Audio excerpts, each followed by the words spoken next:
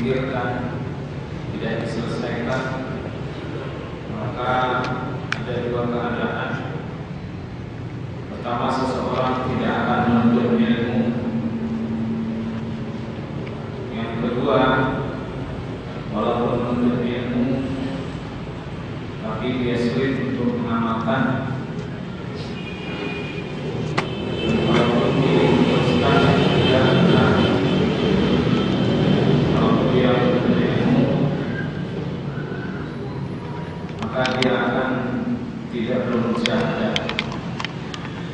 Yang penghalang pertama adalah rasa niat, rusaknya niat. Niat yang dimaksud ada dua. Yang pertama, masalah kesungguhan. Jadi cita-cita, niat itu al-iradah, keinginan. Jadi nggak ada keinginan untuk mengetahui ilmu agama. Itu dipahami dari walladzina jahadu fina lanahdiyannahum innallaha lama'al muhsinin. Al-Ankabut ayat 69. Dan orang-orang yang bermujahadah sungguh-sungguh, memang terjemahan orang agama ada yang berjihad gitu. Tapi pada bab ini adalah orang-orang yang bermujahadah sungguh-sungguh di jalan kami, niscaya kami akan menunjuki mereka jalan-jalan kami. Dan sungguhnya Allah bersama orang-orang yang berbuat baik. Kalau dulu beberapa tahun yang lalu saya memberi umpama dengan bahasa saya, kalau maling itu mencuri, pastinya dengan niat yang kuat. Gak ada maling yang aras-arasan atau malas-malasan. Jadi dia punya niat yang kuat.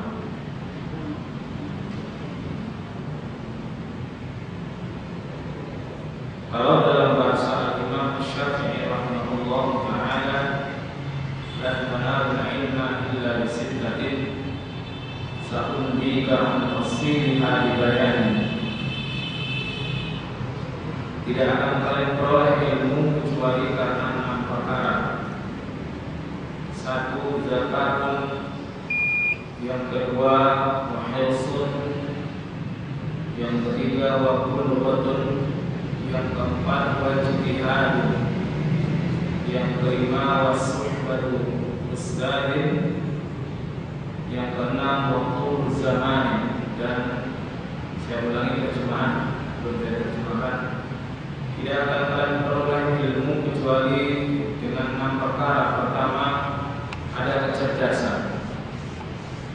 Artinya kalau kita tidak cerdas, ini juga menjadi penghalang menuntut. Itu nanti kita bahas. Yang kedua, hirsun. Ini yang menjadi penjelas sebab niat. Hirsun itu adalah rakus. Rakus, ambisi. Jadi kalau dia orang lain pintar, dia ingin pintar, tapi tentunya untuk dianalkan, bukan untuk mengurangkan. Kalau bahasa saya dulu dan sekarang sama. Kalau ada orang lapar, dikasih makan apa saja pasti dimakan. Tapi kalau orang sudah kekenyangan, dikasih makanan favoritnya pun saya kurang yakin dia bisa memakan. Health, jadi ada ambisi rakus pada ilmu. Yang maksudnya ilmu adalah ilmu syar'i, ilmu agama. Dan yang ketiga adalah bulughah. Bulughah artinya harta. Keempat, ijtihad, sungguh-sungguh. Jadi dua yang dari 6 yang bisa dimasukkan yang semakna dengan niat. Jadi kalau kita nggak punya niat, nggak punya ambisi, ambisi itu positif untuk bahasa saya, nggak punya ijtihad, mujahadah, ini ini kita akan terhalang untuk ilmu. Imam Syafi'i rahimahullah ta'ala juga mengatakan dalam puisinya, "Man lam yatuq kulla ta'allum sa'atan ajaw an kulla jahli kulla hayati." Siapa yang belum mencicipi kehinaan dalam menuntut ilmu, pastilah dia akan menenggak kehinaan jadi orang bodoh selamanya. Ini artinya bahwa menuntut ilmu itu memang butuh niat, sehingga seseorang jadi sungguh-sungguh sampai walau dia keadaannya sangat terhina, belajar dan hafal-hafal itu kan terhina sekali, capek itu terhina sekali. Ini kalau dia lewati seperti ini, insya Allah dia kalau mafhumul mukhalafahnya, dia akan menenggak kemuliaan jadi orang yang beramal sepanjang hidupnya. Tapi kalau dibalik, siapa yang belum mencicipi kehinaan, ini gak punya niat kuat, sedikit lemes. Ada bab sekian, nanti ada bab lemesnya, malas, sedikit malas, maka dia akan mencicipi, akan menenggak, bukan mencicipi kehinaan, jadi orang bodoh, kehinaan kebodohan selama. Jadi setiap orang minimal pernah mencicipi kehinaan untuk ilmu. Imam Syafi'i juga berkata, "Fansab fa inna ladhidal 'aishi fin nasab." Berlatih-latihlah kalian, karena sesungguhnya ladhid itu ladhat, enaknya 'aish hidup, fin nasab dalam keletihan, khususnya keletihan dalam menuntut ilmu. Kalau dibuka aqidah Imam Syafi'i rahimahullah ta'ala, maka kita dapati Imam Syafi'i rahimahullah ta'ala punya cita-cita menemui Imam Malik yang berada di kota Madinah Al-Munawwarah. Jadi Imam Syafi'i berada di Makkah Al-Mukarramah. Imam Malik, Imam Syafi'i yang saat itu umurnya 15 atau 18 tahun, dan Imam Malik berada di Madinah, sudah menjadi ulama besar. Imam Syafi'i mempunyai keinginan yang kuat untuk berangkat ke Madinah dengan jalan kaki 16 tahun. Tahukah saudara-saudara bahwa Imam Syafi'i dalam salah satu buku disebut, kalau kita mafhum 27 tahun hafal Quran, 10 tahun muwatta Imam Malik, pas setebal ini muwatta segini. Kertasnya bisa beda, jadi lebih tebal dikit, jangan masalahin. 10 tahun hafal muwatta Imam Malik, bukan hafal Arba'in An-Nawawiyah. 14 tahun jadi mufti Makkah Al-Mukarramah. 14 tahun. Setelah itu beliau sudah jadi mufti, masih berangkat ke Madinah menuju Imam Malik. Menuju Imam Malik. Sampai di sana itu dalam sirah. Dalam sirah maksudnya dalam aqidah Imam Syafi'i. Kalau yang tadinya itu buku yang lain, itu untuk Imam Malik dan langsung diterima jadi murid. Jadi sudah capek-capek, tidak mungkin seseorang berjalan sejauh ini dari Malang ke Semarang 450 km.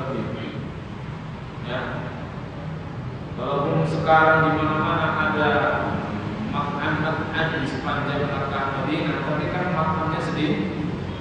Kalau dari Bandung ke Semarang mesti ketemu Marun. Pokoknya mulai aja jauh.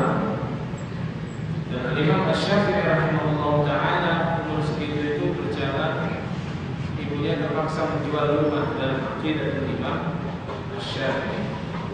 Ibunya sendiri dan terjemahannya dengan besar, durasinya segini. Aqidah Imam Syafi'i. Dan mungkin Imam Syafi'i berjalan sejauh itu. Kalau sekarang ada travel, apa? Ada travel. Duduk manis di rumah dijemput travel dan mampir di rumah makan. Yang dimaksud dengan niat kedua adalah keikhlasan. Itu juga jadi penghalang seseorang untuk ilmu. Ikhlas. Makanya Sufyan Ats-Tsauri berkata, "Ma'ala jitu syai'an asyadda 'alayya min niyyati." Tidaklah aku mengobati sesuatu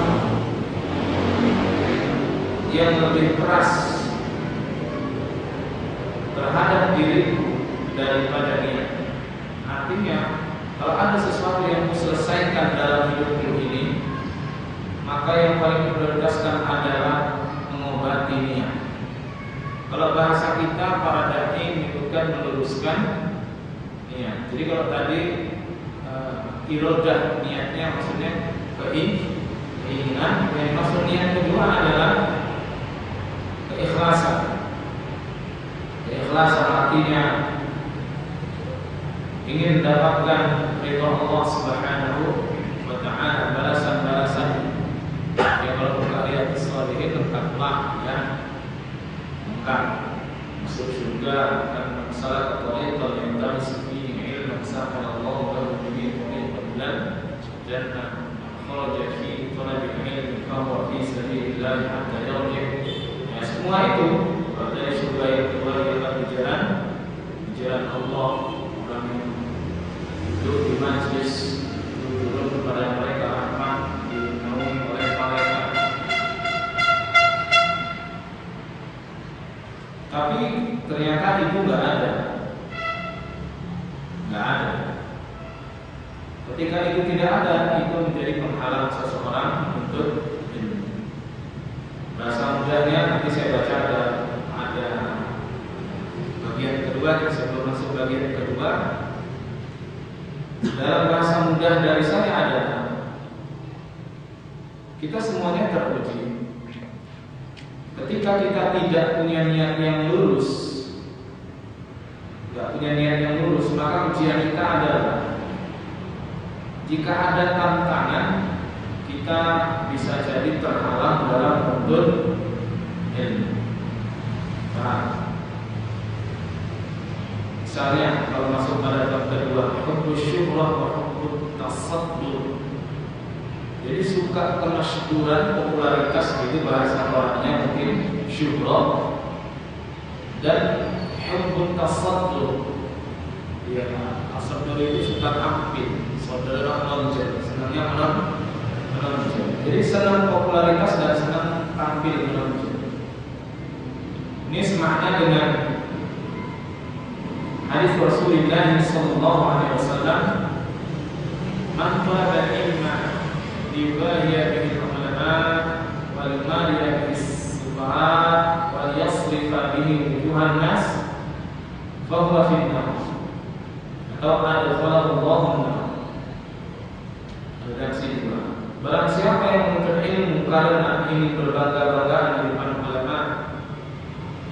Berbanggaan itu artinya redaksi lain ada tapi sangat lemah, bisa menjadi jelas lijariyah, untuk menjadi jiro dan menjadi tetangga dan berselevel dengan ulama. Wal mariyah disufaha limariyah, untuk berdebat orang bodoh.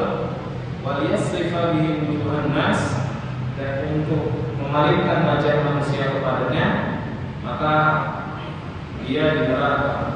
Allah akan masukkannya dalam neraka. Ketika tidak punya apa yang kita sebutkan dari janji-janji kebaikan, nah ketika tantangannya popularitas, itu kan saya bilang penghalang. Ketika dia tak populer lagi, dia akan nuntut, itu penghalang. Ketika dia sudah tidak menonjol lagi, dia tidak menuntut. Jadi menuntut ilmu kalau ada syuhrah, kalau ada tasawuf, kalau tak ada dia akan menuntut ilmu.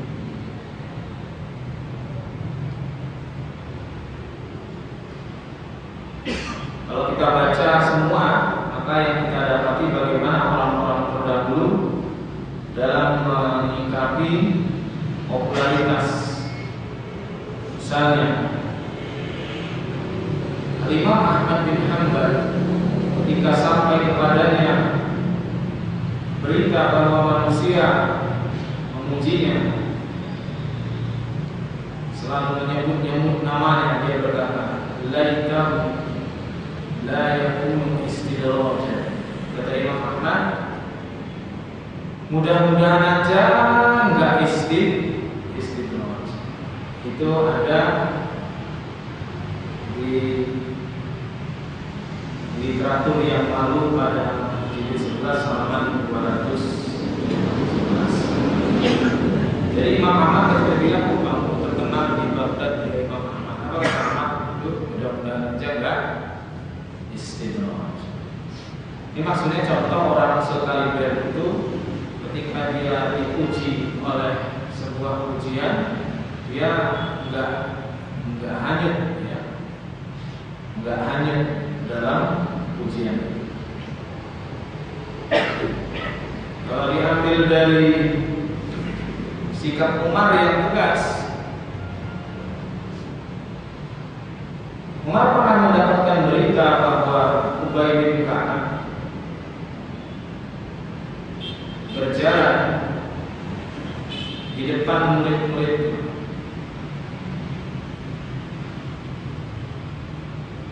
Apa yang dikerjakan Umar? Umar menegur Ubay bin Ka'ab yang berjalan di depan murid. Dia berjalan di depan murid ini, kalau nggak punya rasa memahami maksudnya cerdas. Jadi bagi Umar itu guru berjalan di depan, murid di belakang. Ini tasawuf. Tasawuf itu saudara itu nonjol itu dikhawatirkan lebih bisa. Tapi Umar memang berkata, kufaan hada, tahan dari itu, karena itu ujian bagi yang diikuti yang di depan, dan kehinaan bagi yang mengikuti. Kehinaan bagi yang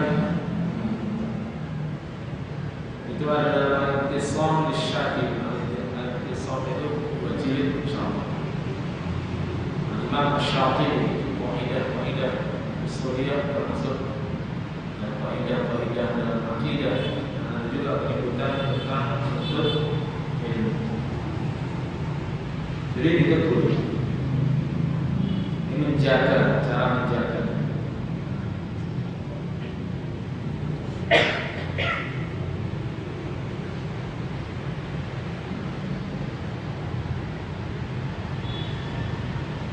Kata Hamad, salah satu rawi hadis, maksudnya rijal sanad, aku pernah berjalan bersama seorang guru namanya Ayyub. Lalu dia cari jalan lain. Aku heran bagaimana aku mengikutinya, karena dia selalu lari dari manusia. Dan ketika ditemukan ini Ayub, artinya Ayub ini dia selalu mencari jalan lain untuk tidak dikenal orang, untuk tidak diketahui orang. Jadi sampai ketika Ahmad berjalan sama Ayub, gurunya, Ayub ini nggak mau jalan bareng, nggak mau jalan. Jadi kalau ada guru nggak mau pas jalan ada jalan nggak mau bareng sama muridnya begitu, jangan terkejut, karena memang ini perbuatan salah soal. Dia cari jalan lain, jalan sendiri. Jadi nggak mau dia jalan di belakangnya murid, di belakangnya murid dia di depan jalan rame, dia nggak mau. Dan ada yang salah paham dari gurunya cari jalan lain, jalan sama murid. Padahal ini bagus.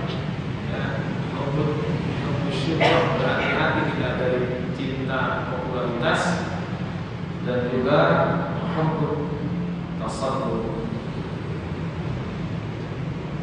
Masih banyak yang semakna dengan itu. Misalnya Syu'bah berkata, Ayyub berkata, Ayyub As-Sikhtiyani, "Dzukirtu wa la uhibbu an ulqa." Aku selalu disebut-sebut orang, aku gak suka disebut-sebut orang. Jadi dia disebut-sebut orang, dipuji orang, tapi dia gak suka kalau dipuji. Ini penghalang dalam menuntut ilmu yang kedua. Yang ketiga, tadi niatnya. Ini niat satu, secara umum niat itu iradah, kehendak. Penghalang kedua adalah tidak ikhlas kalau bahasa kita. Penghalang ketiga adalah meremehkan majelis ilmu, at-tafriqu fi halaqatil ilmi. Tafriq itu terlalu ngenteng-ngenteni dalam halaqah. Kenapa disebut halaqah? Karena asalnya lingkaran, ya. Asalnya di majelis itu karena di majelis ilmu. Karena salafuna yaqulu, orang-orang terdahulu dari kita berkata, al-ilmu yu'ta wa la ya'ti. Ilmu itu didatangi dan tidak datang sendiri. Terbalik kata dia, innal ilma ya'ti wa la yu'ta. Terbalik. Zaman sekarang ini ilmu datang, enggak didatangi. Ini sebenarnya kisah sahabat yang nungguin gurunya. Jadi seorang sahabat itu, ucapan ini dari seorang sahabat namanya Ibnu Abbas. Ibnu Abbas kan masih muda, ya. Di zaman Nabi ketika masih hidup, Ibnu Abbas masih sangat belia. Sampai di zaman Umar pun Ibnu Abbas sangat belia, masih 22 tahun dia kan beri nasihat. Ya, masih 22-23 tahun. Nah, Abbas ini menunggui gurunya sahabat yang lebih tua. Tapi Ibnu Abbas tidak mengetuk pintu rumah gurunya, tidak memberi salam, dan dia bersabar menunggu di depan rumah. Tidak berani menunggu. Sebenarnya ada dalil. Ya. Walau annahum sabaru hatta takhruja ilaihim lakana khairan lahum. Surah Al-Hujurat. Kalau mereka bersabar sampai kau keluar, itu lebih baik bagi mereka. Itu kalau di surah Al-Hujurat sebab turunnya juga ada penyebutannya orang Badui kalau panggil Nabi dia Muhammad, dia Muhammad. Jadi panggil Nabi. Kalau mau bertamu Nabi enggak panggil Muhammad, Muhammad, Muhammad. Harusnya bersabar. Ibnu Abbas itu ayat ini mengamalkan ayat ini, nunggu dia di luar. Akhirnya gurunya keluar dari salat. Sampai enggak panggil saya, enggak memberi salam, enggak ketuk. Apa kata Ibnu Abbas? Al-ilmu yu'ta wa la ya'ti. Ilmu itu didatangi. Nanti didatangi itu ya didatangi. Wah, tidak datang sendiri.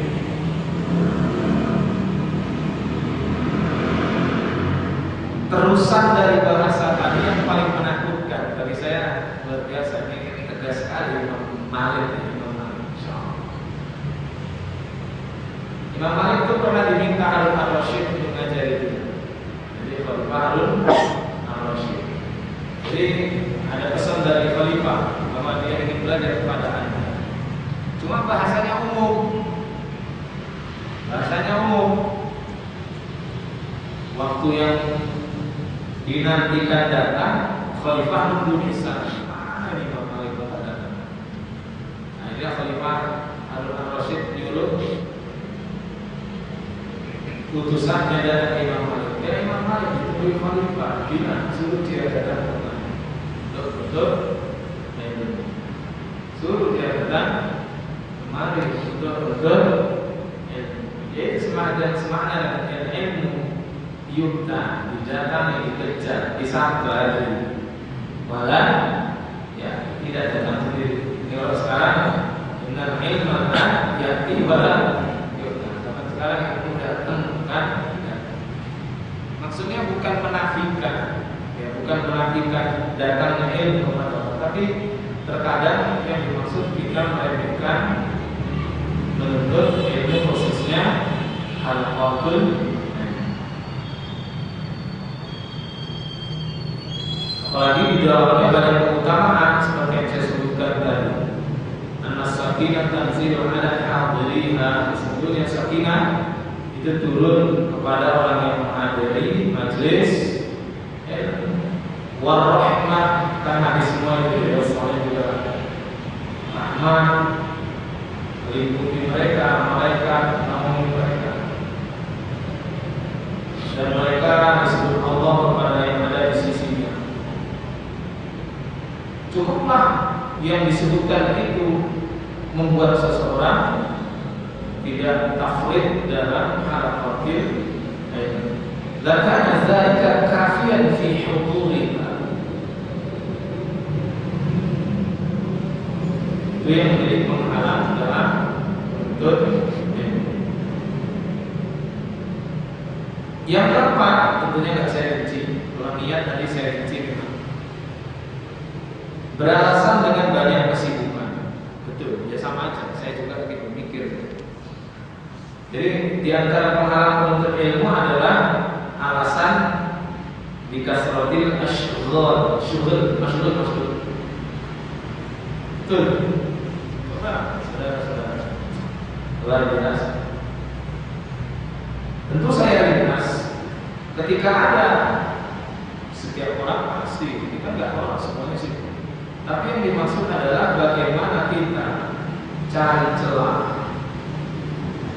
Kalau kata Syekh ini, hadzal uzru ja'alahu syaitan hajizan mani'an. Itu terasa. Alasannya uzur ini yang menjadikannya adalah syaitan sebagai penghalang baginya.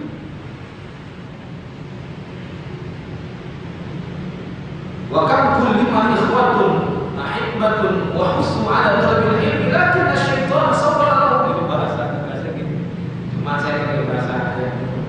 Betapa banyak dinanti dikalami kulli ma dibilangi ikhwatun ikhwah yang ahibbatun yang tercinta dianjurkan untuk menuntut ilmu, tapi begitu syaitan tidak mereka cari alasan dengan banyak kesibukan. Ya ringkasnya kita cari celah.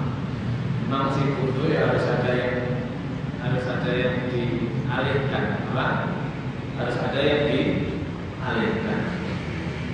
Dialihkan itu ya korban lah, kalau bahasa kita harus ada yang dikorbankan. Kalau enggak bisa. Saya bilang gini enggak nasihati saudara-saudara gitu, enggak. Ya saya sendiri dalam harian ya, jadi saya membayangkan apa aku mengkhotamkan buku ini dalam 6 bulan. Punya waktu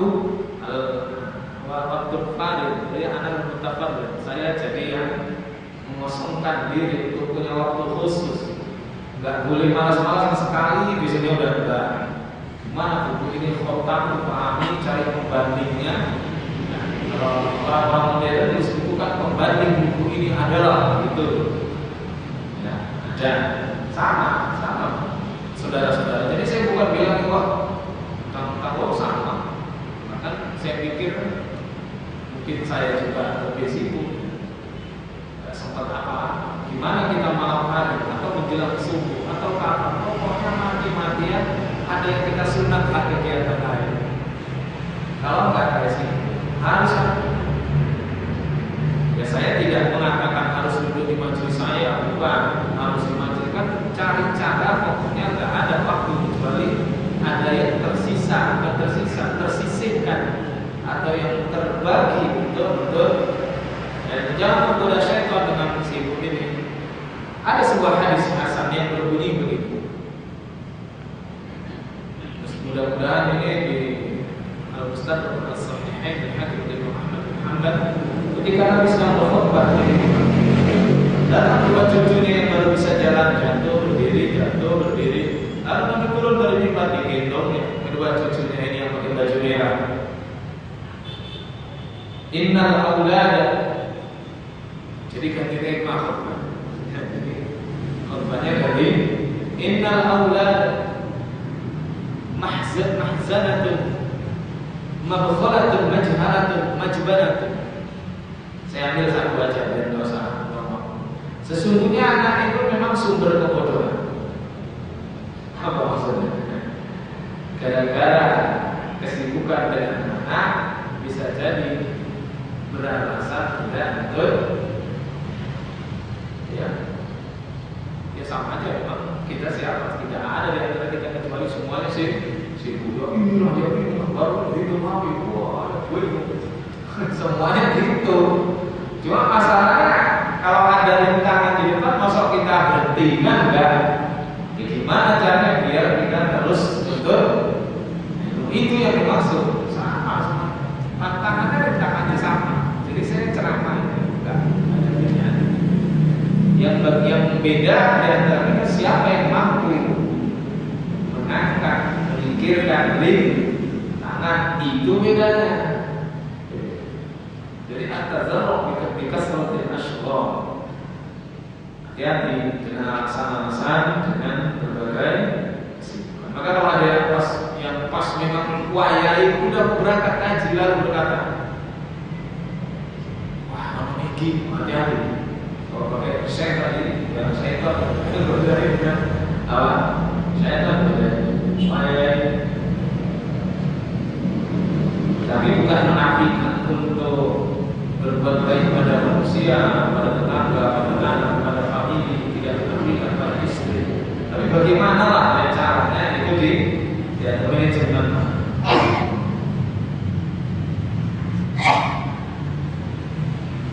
Yang kelima adalah meremehkan untuk ilmu di waktu kecil. Bolehlah, bukan kecil kita terjemahkan di waktu muda. Ya kalau waktu kecil, ya berarti udah lewat. Yang mumpung masih muda, mungkin kita hafal tentang ucapan orang terdahulu yang soleh.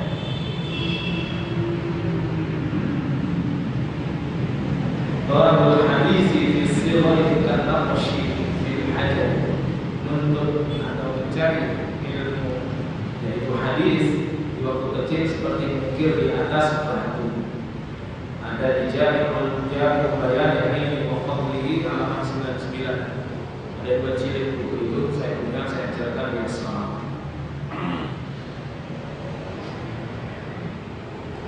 Mungkin di atas batu berarti ada bentuknya Pak. Kalau sudah keluar mungkin di atas naik. Jadi diukir bisa balik. Dan Rasulullah dan Umar bin Khattab radhiyallahu taala anhu berkata, "Tafaqahu qabla an tusawwar." Bertafakulah kalian sebelum kalian menjadi orang yang terkenal atau menjadi sajid. Itulah nasihat Umar bin Khattab radhiyallahu taala. Maksudnya sebagai dalil dari tidak meremehkan itu di masa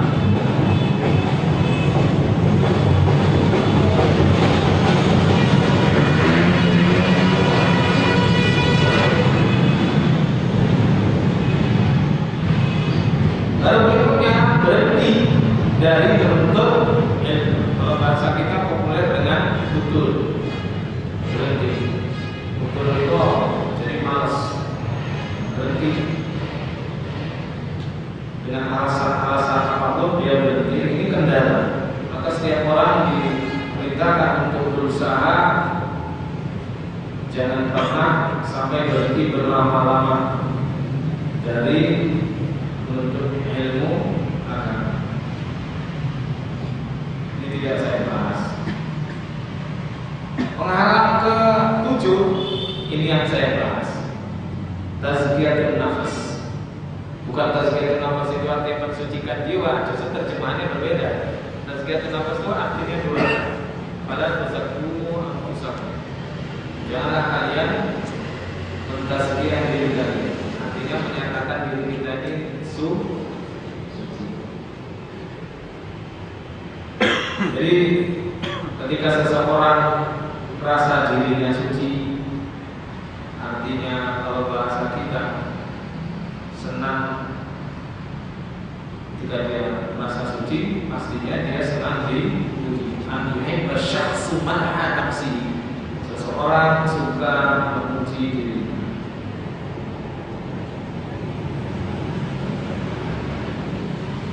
Dan suka mendengar pujian manusia. Nah, ketika ini yang muncul, maka ini aku yang pintar, itu bahasa Buddha, dipuji orang, kamu memang pintar. Ketika dia dipuji orang dan sudah merasa pintar, itu jadi penghalang dari menuntut ilmu.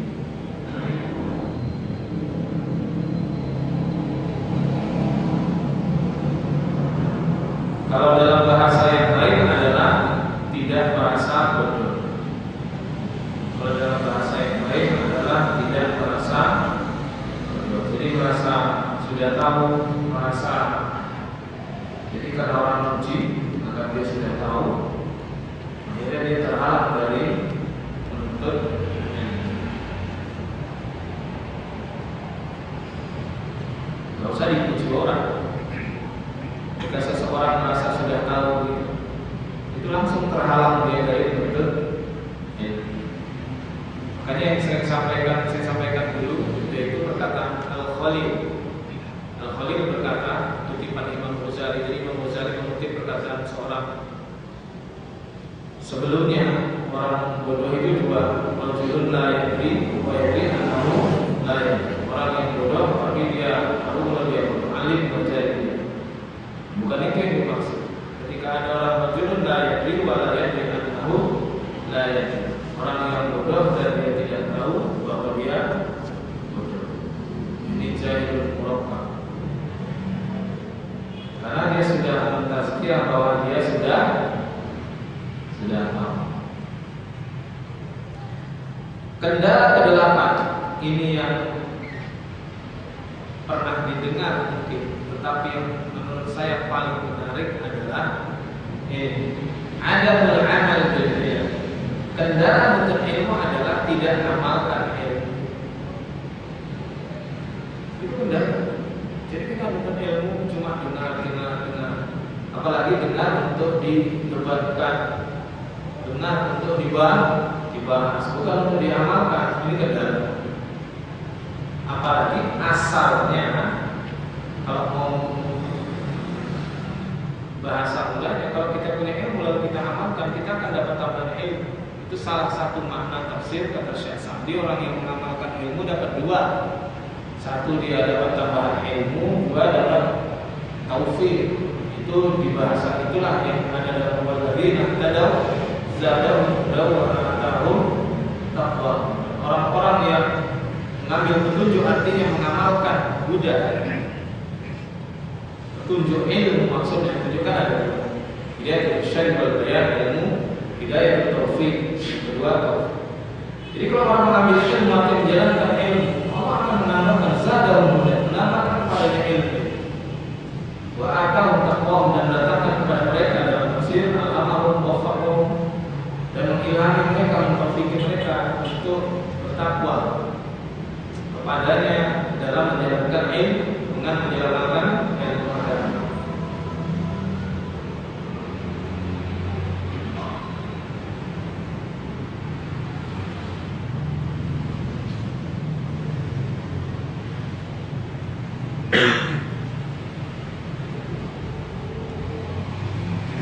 Sekali lagi, setiap kita beramal, setiap kita menuntut ilmu, kendalanya adalah tidak mengamalkan. Itu kendala. Jadi dengar kendala. Karena kalau dalam buat menghafal ilmu adalah salah satunya mengamalkan. Coba saudara-saudara misalnya kena musibah, baca doa, innalillahi wa inna ilaihi raji'un, kan jadi hafal kan? Karena kita sering mengamalkan. Maka apa yang kita ketahui dari Quran dan hadis, kita akan mudah mengingatnya. Apalagi dengan keikhlasan, kalau kita memang Tapi bisa jadi orang mudah mengingatnya karena untuk mendebat dihafal, untuk mendebat bukan itu. Dan kendala yang terakhir saya cukupkan, putus asa. Putus asa. Apa yang dimaksud putus asa? Ya, karena dia capek dari menuntut menghapus ada harapan dari mendapatkan ilmu agama. Saya kira demikian yang dapat saya sampaikan. Sebenarnya masih banyak yang belakang, tapi minimal apa yang saya sampaikan ini menjadi pembuka untuk setelah Ramadan, dan kita berhati-hati dari penghalang-penghalang untuk ilmu. Sebenarnya masih banyak, selain di sini pun ada, yang selain di sini juga ada banyak yang harus kita ketahui. Misalnya teman, maka kadang-kadang udah mau ngaji, teman yang ngomong, balik-balik bulut-bulut, lalu juga terus suatu saat, itu masih banyak penghalang-penghalang dari ini. Sebenarnya nggak ada yang urgent bagi saya, menurut pandangan saya bagi saudara-saudara. Tetapi urgentnya adalah kita jadi ingat, kenapa aku tidak menuntut qul qawli hadza wa astaghfirullah li